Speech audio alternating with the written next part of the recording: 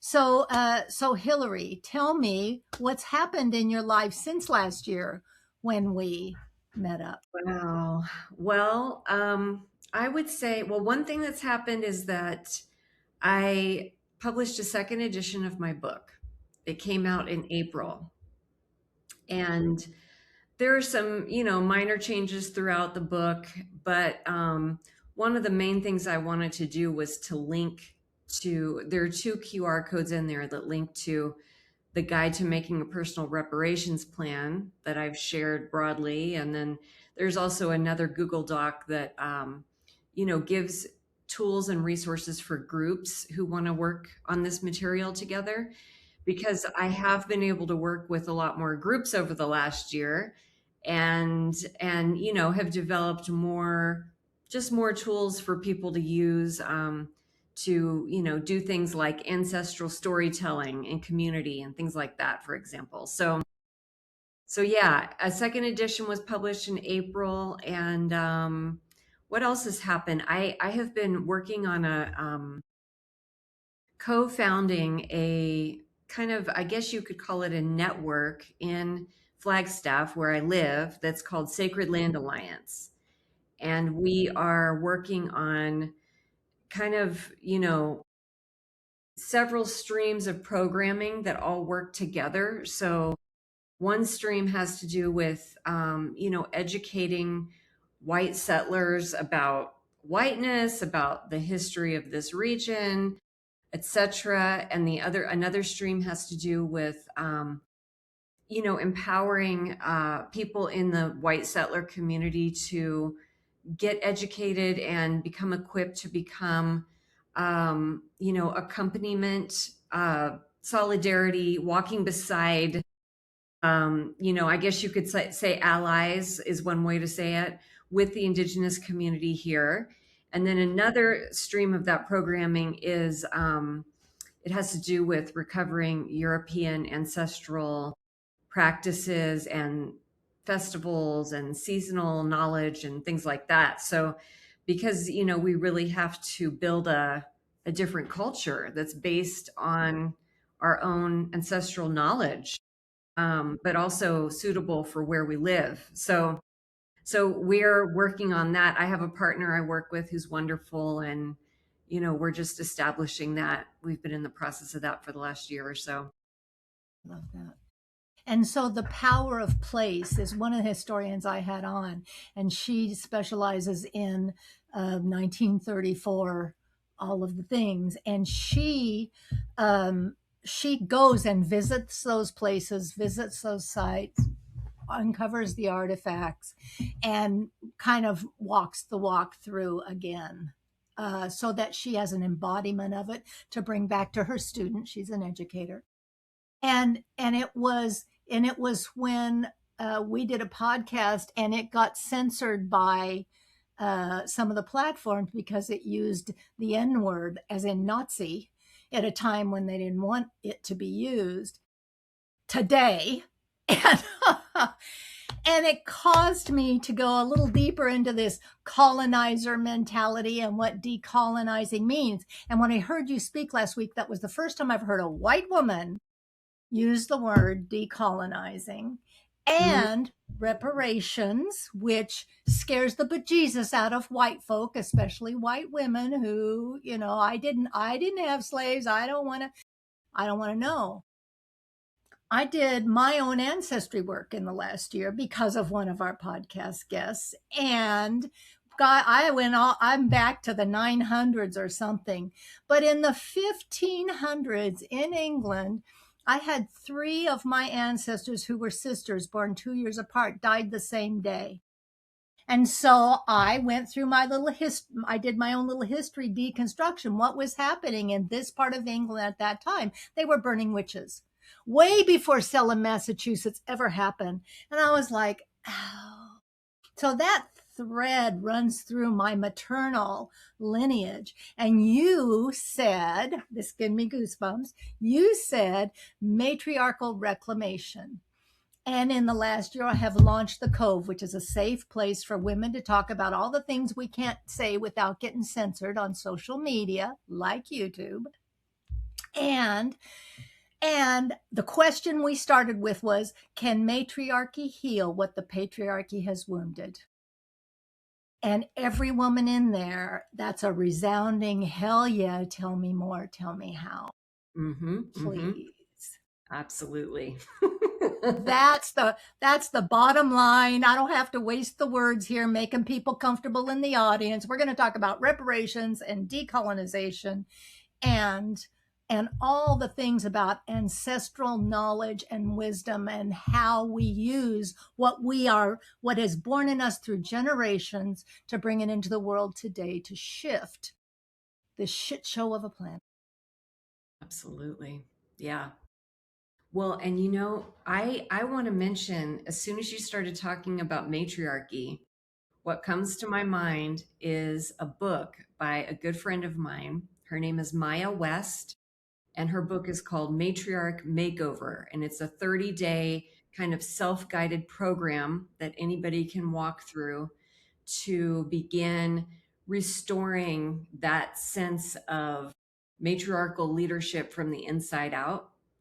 And she is all about bringing about modern matriarchy in today's world, recognizing that the patriarchy is killing this planet and causing so much trauma and harm to humanity overall.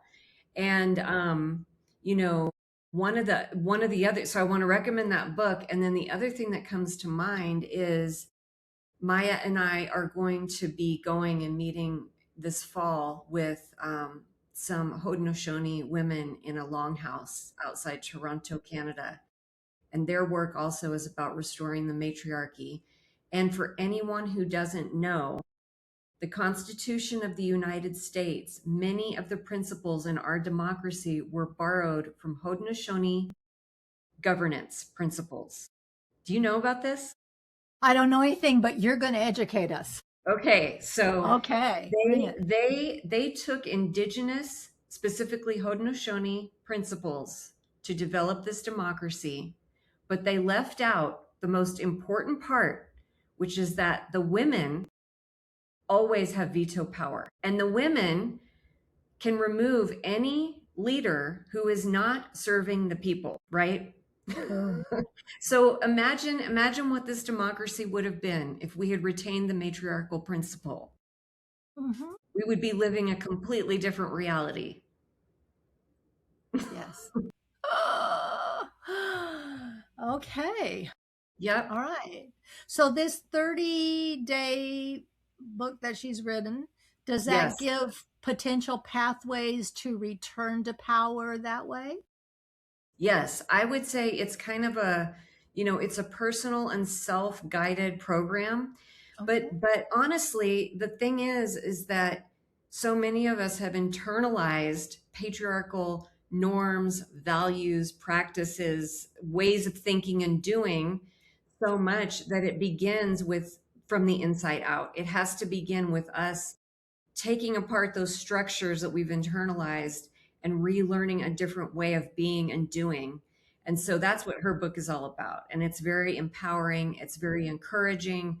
She has a wonderful writing voice that's compassionate and makes you feel like you can do it, and you can do it.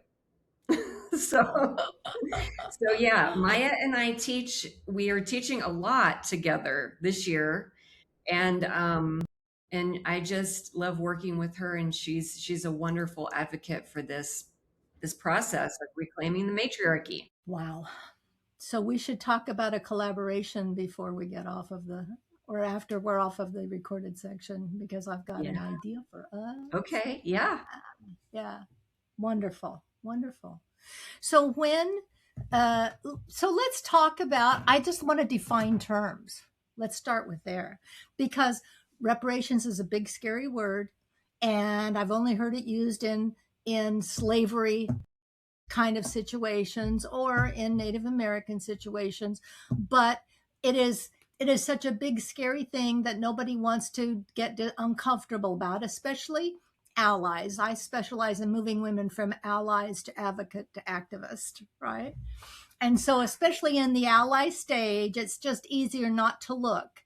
than it is to look and then deal with your internalized shame or your generational guilt or the conditioning or all the things that feels so heavy and hard. And one of the things you did was give such very practical ideas for how to make reparations on Native American in tribal land that I could make a list and say, oh, I'm already doing some things that I That's right. didn't know I was doing. So can you unpack some of that?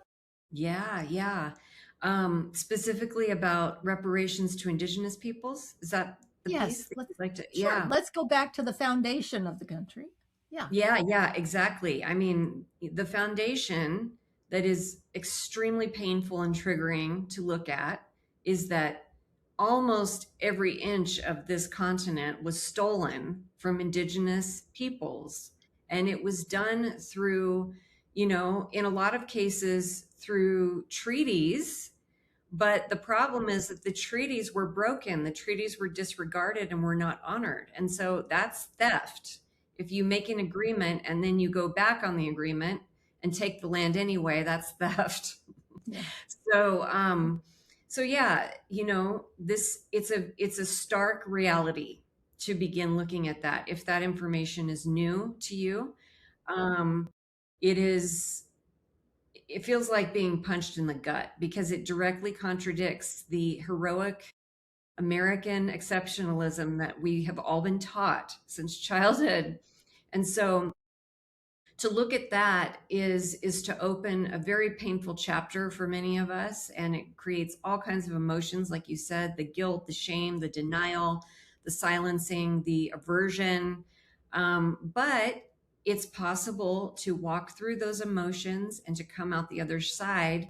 And one of the ways to do that, I feel, is to begin making reparations. Reparations are a form of healing, and one of the best ways that you can dip your toe in the water and start making reparations to Indigenous peoples and communities is to sign up for a recurring monthly contribution to a land tax program, or sometimes they're called honor tax.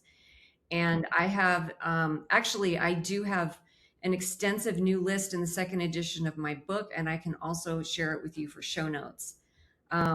Because, you Good. know, there are programs springing up all over the country, all over the United States and Canada, and it doesn't matter if there's not one where you currently live. You can sign up for one where you don't live, or you can also, like for example, where I live, there is not a land tax program established yet, but I do my reparations through an organization that cares for unhoused people, and most of them are Indigenous people in my city. So you can do that too. Just sign up for an Indigenous-led organization and support them, and do it on a monthly recurring basis. So it's a powerful act to begin taking steps like that, because it changes the inertia that many of us are stuck in inertia. um, and so we just need to take the first good step, and then the next. Right. it's Right. very And it's a very small easy. thing.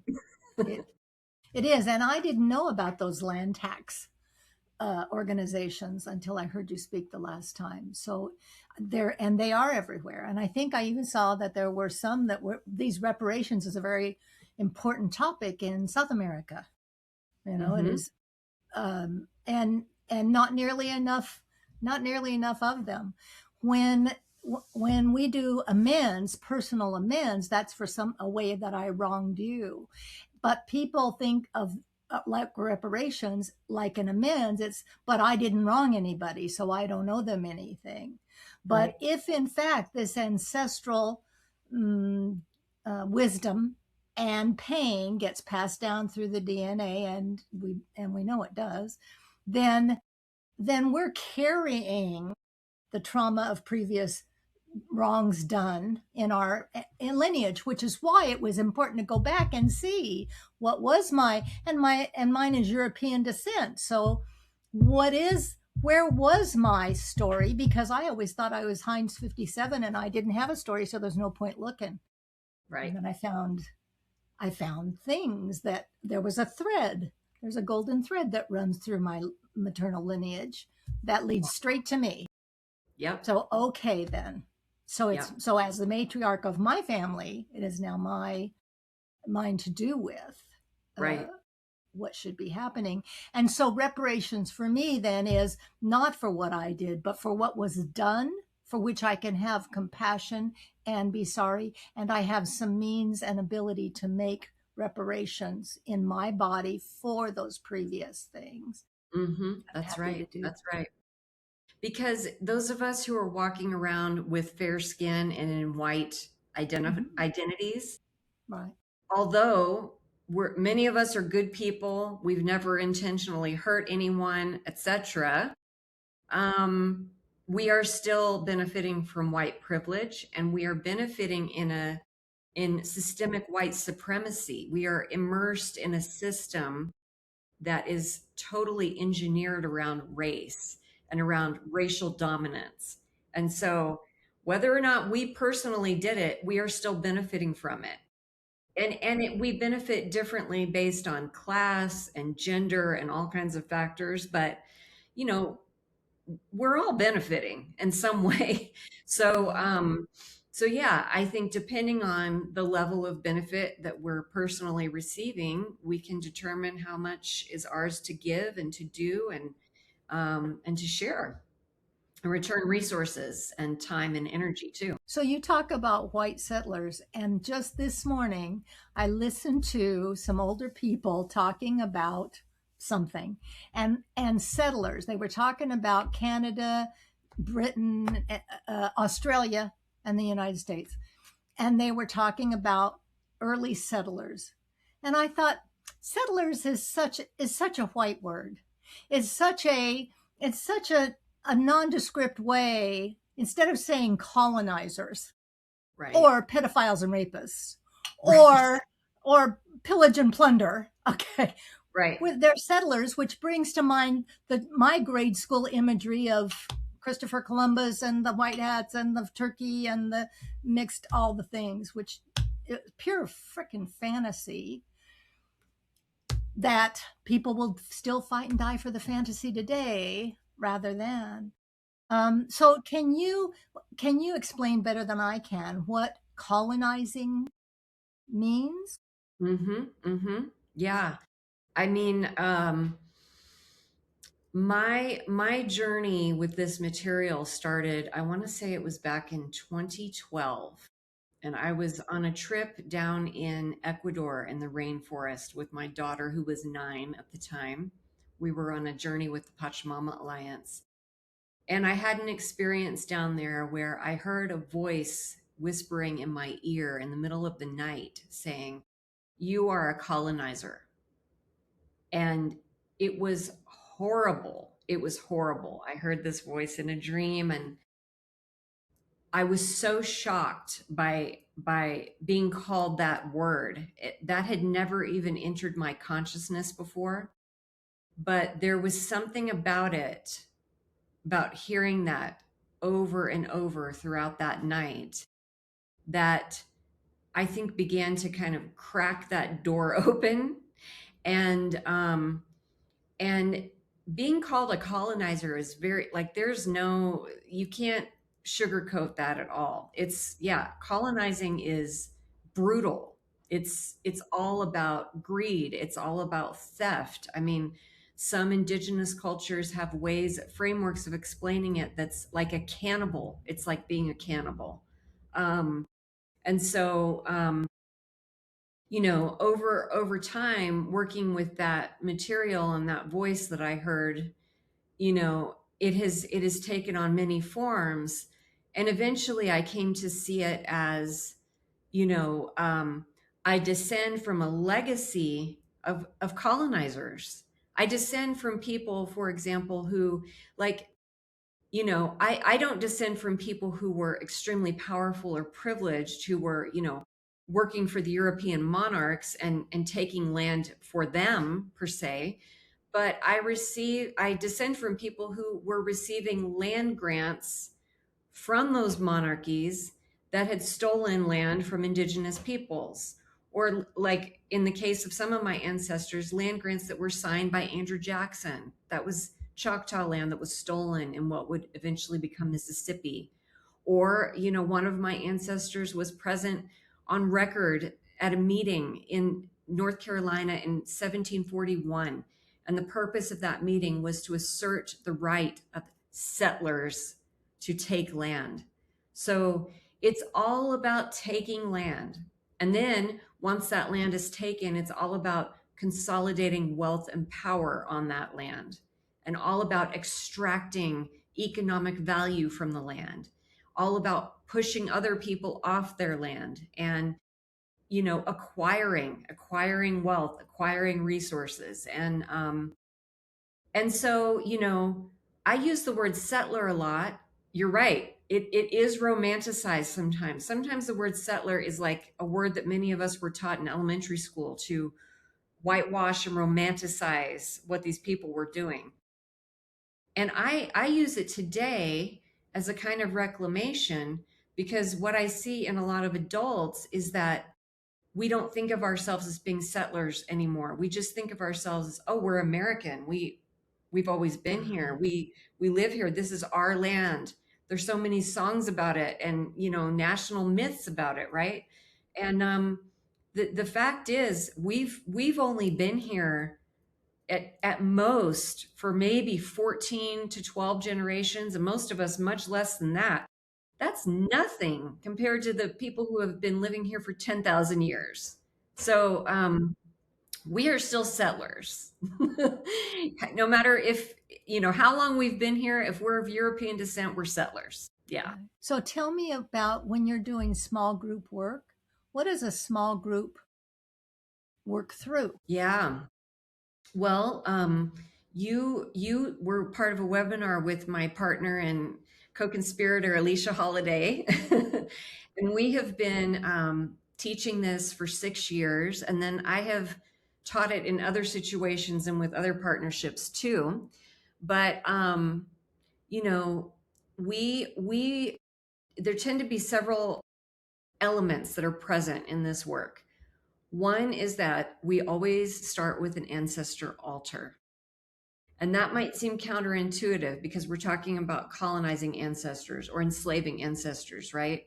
But it's also important to recognize that while many of us descend from perpetrators like that, we also descend from people who were beautiful, people who had their own lifeways, their own genius, their own connection with the earth, their own languages, their own cultures that were life sustaining cultures. So we start with that because we want to honor those life sustaining ancestors, those honorable ancestors, and we want to ask them to help us. So that's the first thing. Then we often move into storytelling.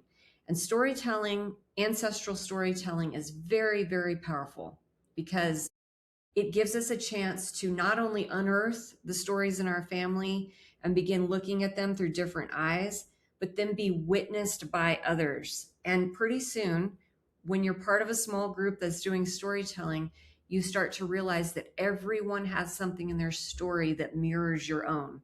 We are all carrying the same threads, just in different proportions and different ways. And that's healing, because part of whiteness is feeling so alone and feeling like you're an individual, and like all the problems in your family only belong to your family, right? So then we start to see, oh no, our families all have these problems. And then we often go into ritualized apology and forgiveness. And this is important because you can't process this stuff with your mind. You can't just analyze it and research it and know all the facts about it. You have to come into your heart and feel the pain of it and say, I'm sorry. I'm sorry that I'm part of this legacy. I'm sorry for what my ancestors might have done. I'm sorry for being complicit with systemic white supremacy, things like that. And then also the forgiveness is important too. And forgiving our people, because they were all doing the best they could with what they knew at the time, what they had at the time, right? And so the forgiveness of self and others. And then we move into personal reparations plans. So that's kind of the arc that this work tends to follow. Right. And so first we have to get grounded, and then we have to clear the space, and then we have to see that clearly. Mm-hmm. And then we can move into the personal reparations. What's the difference between systemic reparations and personal reparations? Well, the United Nations has a framework for systemic reparations it has 5 points that outline what's required, and that's very important work. And we know our systems are so broken right now. Like, we can't wait for our governments and our institutions to do this. And so, you know, it's good that that's out there as something to aspire to over the long term. And um, it's possible for anyone to pick up a path of personal reparations anytime. And that's based in it's really based in what's most true for you personally. What speaks to your heart? A lot of times people make their reparations plans based on, for example, if they get some information about their ancestors doing harm in a particular geographic area, or within a particular institution, or a particular flavor of something that they were doing. Often they'll go toward that. Sometimes they'll go toward just sticking with where they currently live and making reparations there. And the thing is like, there's no wrong way to do it. It's just, it really needs to come from your heart and from what feels alive and energizing to you. And let it, because that's how we make it sustainable. It has to feel energizing, it has to feel healing, it has to feel positive, and that's what keeps us going for the long term. Yeah. And so how do you recommend that people get started in discovering their ancestry, particularly their European background and heritage and stories and traditions? Right. Well, one way is, if you've got elders in your family, to ask to visit with them and start asking about family stories. That's a way that I love. Some people really get into doing the research online, and looking up the family tree and doing that actual research. For me personally, the way that it happened was that I started with an ancestor altar. I started sitting there and saying, I don't know who you are. I have some pictures of you that are black and white, but I really want you to help me. Please help me understand about our family. Please help me understand who you were and where you came from and why did you come over here? And from there, from that inquiry, working with an altar, materials started showing up with no effort. So, you know, I think there are lots of different methodologies, and all of them are great. And whatever one appeals to you is the best place to start. And often, most people will have one branch of their family that's the easiest to access, and I would recommend starting that way with the one that has the least resistance attached to it. I was surprised. So the person that taught me about ancestry was a mixed race woman, and she said she could trace the white side of her lineage, not a problem, but because of the records of the black side and the slavery, there were no records, and so she couldn't go back nearly as far. The other ones, she had all the what's and whys. When I did my family history, my family is from Appalachia, um, originally, and there's the male lineage easy. I can trace that all the way back to 900 and Viking and whatever.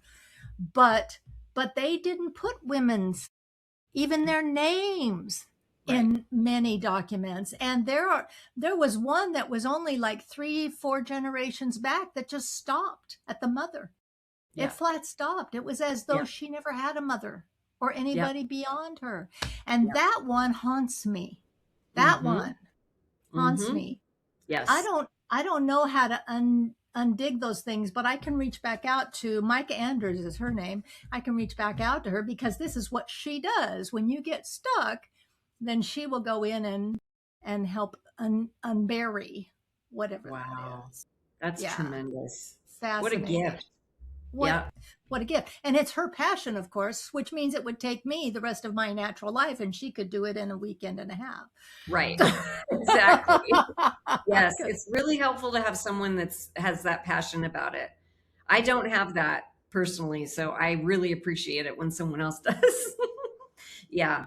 I'd like you to recount for us from, we talked about this in the first one, the mountain under the shadow that you live, Yeah, how that's right. that happened and has shaped this journey for Yes. you. Yeah, well, I live on Hopi, Havasupai, Dene, Apache, Pueblo land, as well as other nations. And we are sitting at the base of a sacred mountain. And she is a volcano. She is a mountain of kinship. She's revered by all the nations of this region and has been since time immemorial. And she's currently over my left shoulder where I'm sitting today. And I've lived here for over 30 years. And I really feel that she has shaped this path for me. Like, even though I moved here as a college freshman and I had never heard of sacred landscape or sacred mountain, I had no clue about that. But I've had many friends, who are Indigenous tell me she works on everyone in this community, whether we're aware of her or not. And I think she has been working on me. And so, um, she's a teacher to me. I just visited her this morning and made prayers with her this morning, and I do many days every week. I do that, and it's a blessing to live with her. And this is another thing that has been recently shared with me by some Indigenous elders here. Is they say it's different. It's the relationship with the land and with settlers is different than it was in previous generations. And they have said to me, we know that many of you are trying to help us now. You are trying to show up as good relatives to this land now. And by virtue of living here, you belong to this mountain now, and she belongs to you now. And that means that we are asking you to step up and protect her now, just like we do. So that's a shift. That's something that I didn't hear 10 years ago, and I hear it today. So I think that's true of many places, that we can actually endeavor to build the relationships with the land where we live and the Indigenous communities where we live, and lean into that responsibility of relationship in a much deeper way. My son lives on one of the Hawaiian Islands, and we talked about the turnover of white folks who think they want to move to Hawaii. They last a month or two, 3 months or six, a year or two maybe, and then they can't hack it, can't make it, whatever. And he said to me, he said it's hard to stay here.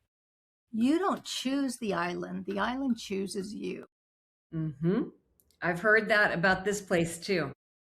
And I never forgot that. And it came to mind when you spoke, when I was in your thing, because I was like, there is a thing about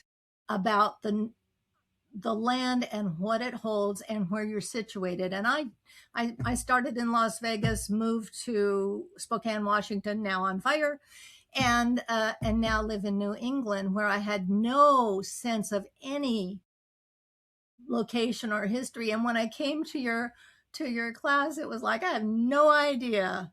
I have no idea what the tribe here might have been or what it is, but that's my next piece of work, is to find Yeah. out, Good for you know, you. Yeah. what am I doing That's here? what it's all about. Yeah. Nobody is expected to Because be it perfect. is embodiment. Without that knowledge and acknowledgement, then you're missing that embodiment piece. Yes, that's right. That's And that right. is where things change, is when it matters to me, when it has cost me something and I feel that. It is from there that my mouth speaks and my hands live. Yes. Yes. I love that. What else should our people know? So you are talking about white settlers and what is it, earth honoring ancestors. Right. Yes. This is another huge piece, actually. In one of our earlier threads, this came into my mind, so maybe we're supposed to talk about that now. Is Okay. just Once we start looking at the history of colonization, whether it's Canada, United States, Australia, that are all settler colonial nations currently. We are settler colonial nation states. And that means that the descendants of the colonizers stayed here and formed governments that basically, you know, self-proclaimed legitimized their own rule. And by virtue of that, they have erased the indigenous peoples who were here first and continue to erase and oppress the indigenous Mm-hmm. peoples. And so once we become aware of all that, it's incredibly depressing and heartbreaking. And one of the things that gives us the strength to keep going and keep looking at that and keep learning about it is understanding that our people also carried deep connection to land, deep medicine, Yes. deep knowing. Our people carried wisdom, and our people were not always considered white. Also, Mm-hmm. prior to the 1600s, that wasn't even a thing. Okay. That whiteness is a concept that was invented in order to consolidate wealth and power into the hands of elite landowning men. And so whiteness is inherently tied up with patriarchy and colonization and with wealth accumulation.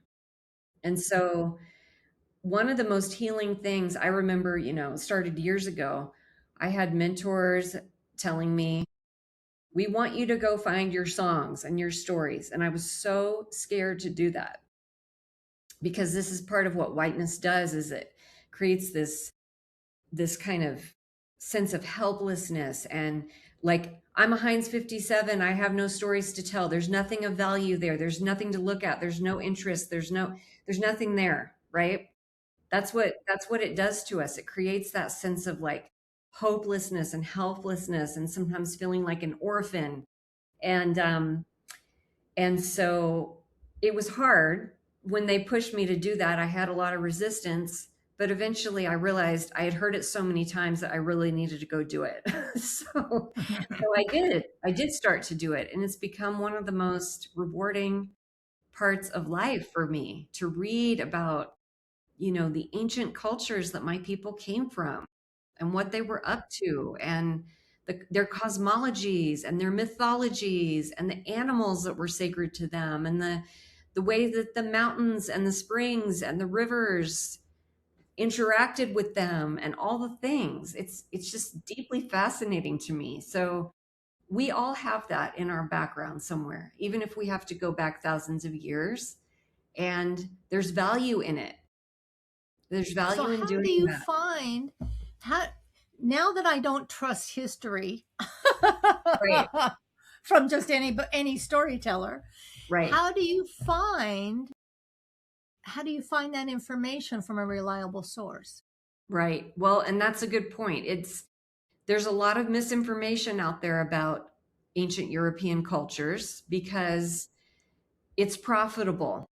It's profitable to romanticize them and sell things in our capitalist system, right?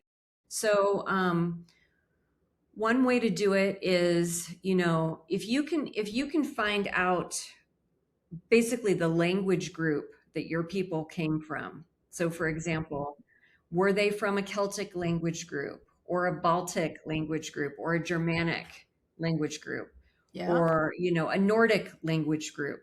Then right. you can begin kind of untangling and going back. And I do have on my website, I have some resources that are reliable. Often it's scholars of these old traditions who are really doing the legitimate research that are based on original sources. That's what you want to look for. You want to look for, original source material, and then explaining and untangling what that means.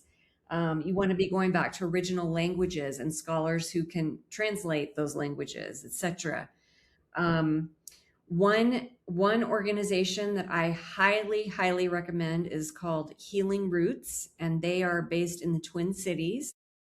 And they have been doing this work that they refer to as root culture recovery.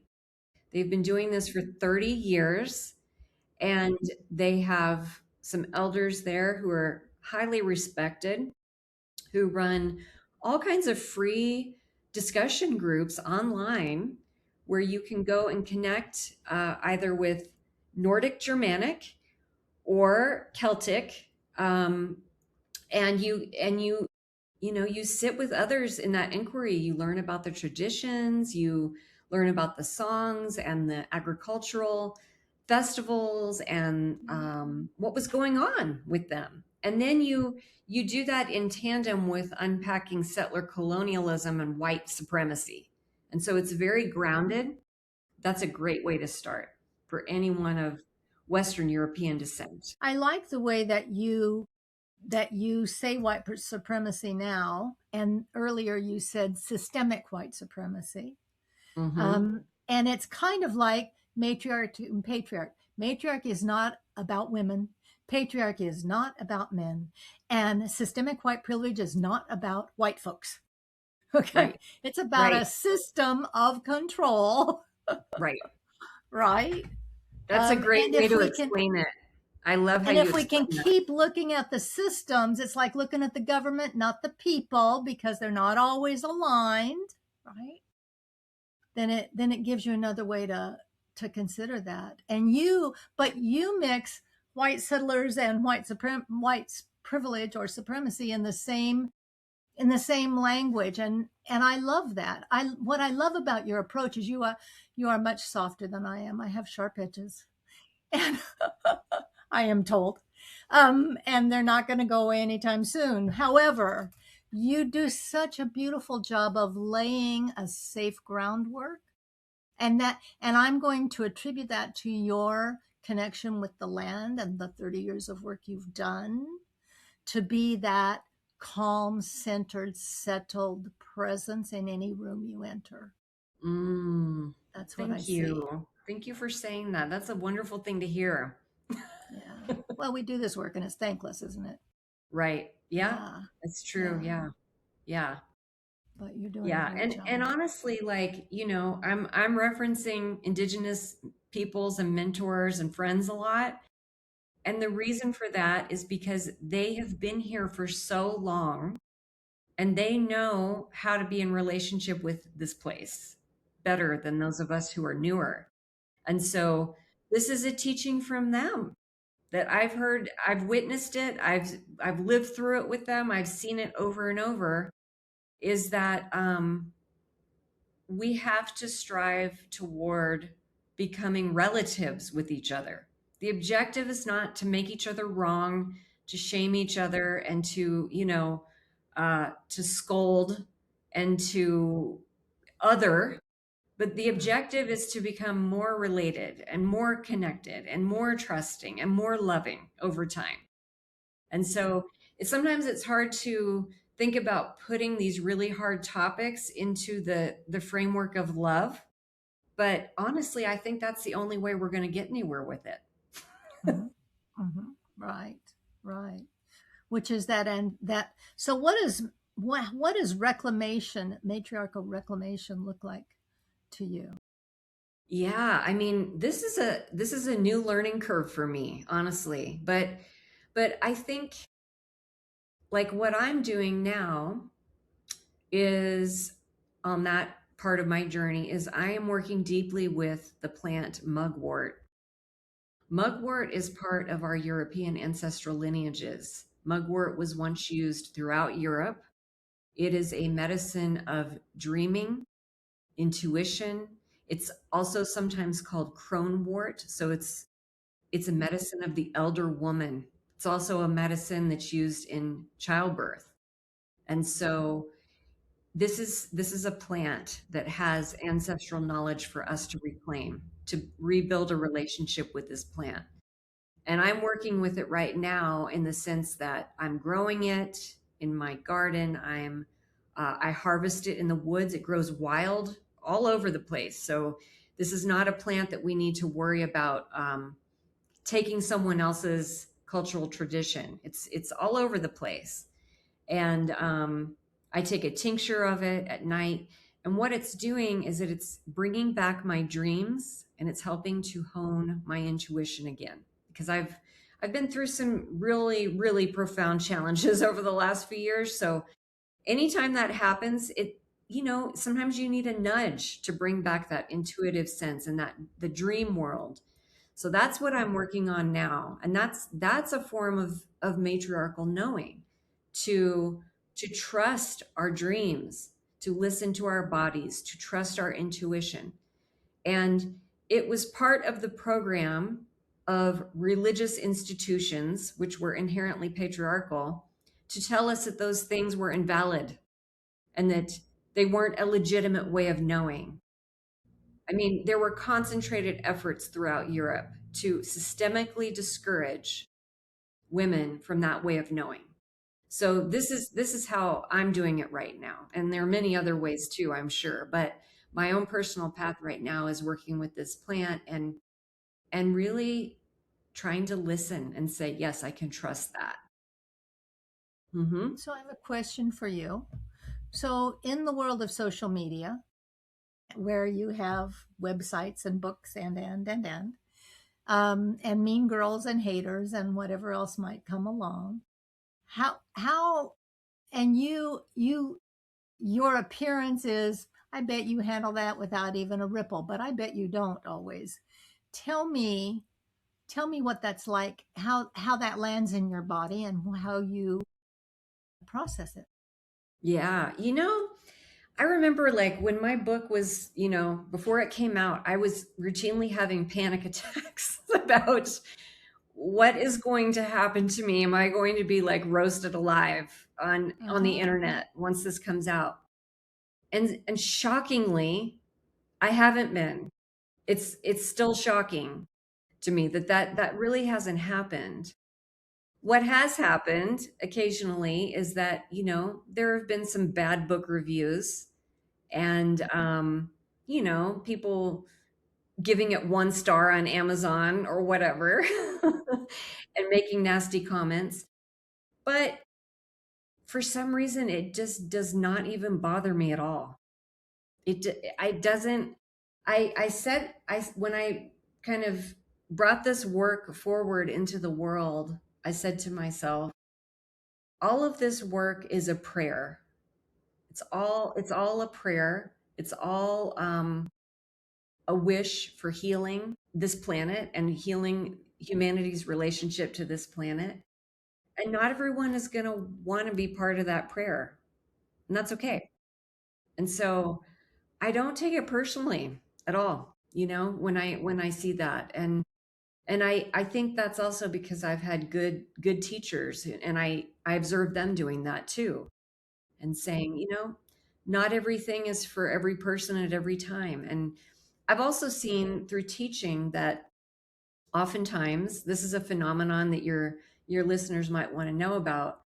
We go through this whole arc that I mentioned earlier, and when we get to reparations, people start dropping like flies. Yeah. They just disappear, right? And I don't take that personally either, because it makes us confront our shadow material. It can be very confronting. And many times the people who disappear end up circling back a year or two later and saying, I couldn't handle it before, but now I'm ready. And so we welcome them back when that happens, because it's important to know that it's not a linear process, and people come and engage with it when they're ready. Well, and it's important to be grounded in your why. I tell people that it matters more why you do the thing than what you do. Because if I'm doing it for likes, follows, and cash flow, then that's going to send one kind of energy. And if I do it because it's the next right thing to do in my own journey, then that's something else. And if I do it because the universe won't let me not do it, there is a whole different energy and flow. And people like, how did you stick with this for 100 episodes? How did you? This has been the best thing I ever did, but I did it because I couldn't stand by one more time. It was one of those, it's Yes. enough. I have a Yes. voice. It might not be for everybody, but it is my responsibility not to die with the music in me. Yes. Oh, I love that, Kim. That's such a So good way there to you put it. go. I love Yeah. that. Yeah. And then it's very liberating, right? Because you're not attached to the outcome. Well, that's exactly right. And they can come along or drop off wherever, and they go Mm-hmm. with my blessing. Mm-hmm. And Yeah. if it's a teaching moment, I'll use it, and if it isn't, then I block, delete, and move on. Mm-hmm. So Mm-hmm. Mm-hmm. that's all there is. Yeah. So we're about to wrap. Tell me any final thoughts and where people reach out, how they can work with you or learn about you or come to your events. Yeah. Yeah. Well, I do have a website with an events page, and I tried to keep that up to date when I've got things coming up. There is going to be a class that Maya and I are teaching with Decolonizing Wealth Project, and anyone can become a member of that organization, which is an organization that's based on reparations. Okay. So that's an easy way to begin a personal reparations plan, becoming a member of Liberated Capital, which is the donor community of Decolonizing Wealth Project. And then you Okay. can come take our class. So I do try to keep my website updated. And also, I will share with you for show notes the guide to making a personal reparations plan so that anyone can pick that up and start working with it anytime. It's totally accessible. And I hope people will. Thank Yeah. you. Thank you so much for being here with us today, Hilary. It's always a pleasure to see you. Yeah. It's a pleasure to be with you too, Kim. Thank you for visiting.